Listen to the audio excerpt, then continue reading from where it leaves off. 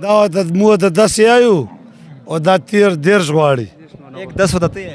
دا 110 راکې ما 31 منه 31 ډیمانډ ده 110 واو تر کوشا کا سیریس ده ما ورته ویل دي فائنل خبره مې وته کړې دا پرې دا کټای پړې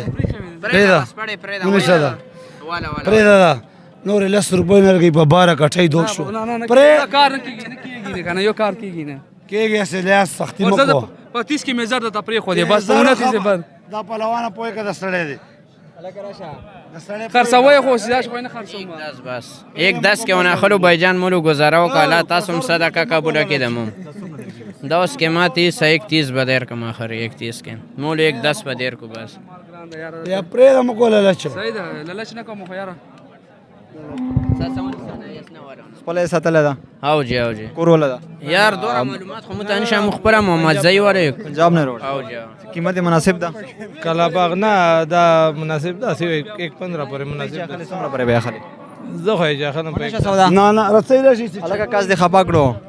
څومره غاړي ته اوس فائنل اخري 30 مې ونه غوښتي دي هغه 110 تر کول 12 راکې نه خسته مې څومره کې خست ها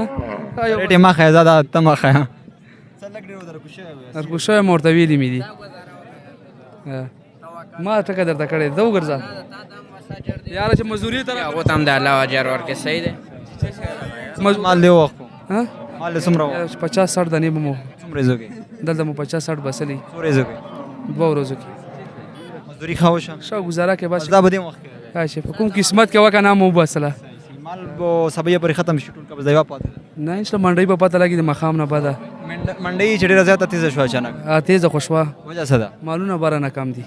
ناراضي کم ځای نه راځي په بار پنجاب نه پنجاب نه ټول مال راوړو دا غون پنجاب نه راضي پنجاب کې ریټ څنګه ده حالت ګران ده چلته ګران وي مونږ دلته سر پنجاب کې ما ټول منډي کور کړې 5-6 دن کې ازي مال ډیر زیات غړو دا مال کمزور ده وجه څه دا بولنا کنه وس را ورسولې بولنا کرنا پنجاب مال ډیر غړ ده خو دا بولنا کنه وس وګه ته کې ولاړ ده کنه بولنا تم دې خالي جی خالي دې او جی 110 دیر کوي کنه یار 31 مې ونه غوښتي د اخیری څه وته راکوشه ده وته کو شوی مال زره مې 2000 اور تازه ځان نه ورکم بس ایک بار کې صحیح نه کېږي مو باغ اړه وګور ان شاء الله ملاو بش ان شاء الله څه کوشش وکړو السلام علیکم سودا په لګیا ده دوام غاګ نه لاړو تلې دی مړه الله مال غونه دې ته څومره غونه راړو غواړي 1 22 23 سر سړای راکای مړه ها 22 23 لګي 22 کې نه دا ورکړای نه کنه مزدوري نشته پکې ماشاءالله 22 کې نه دا ورکړای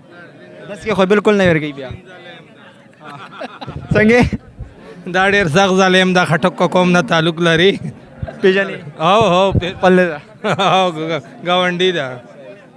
زړه هم پکې مزدوري کوي کنه ټیک شو مهرباني نقصانونه کړی دي کنه موږ د زره خلک سید مو هسه غب اوس ولا نشته نقصانونه اوس په ایمان نقصانونه دي بولنه کنه 12-13 په یو ډنګر خرچه راځي او 14 کټې پکې راغلي او 1,45,000 مو گاډي لور کړی دي دا حساب ده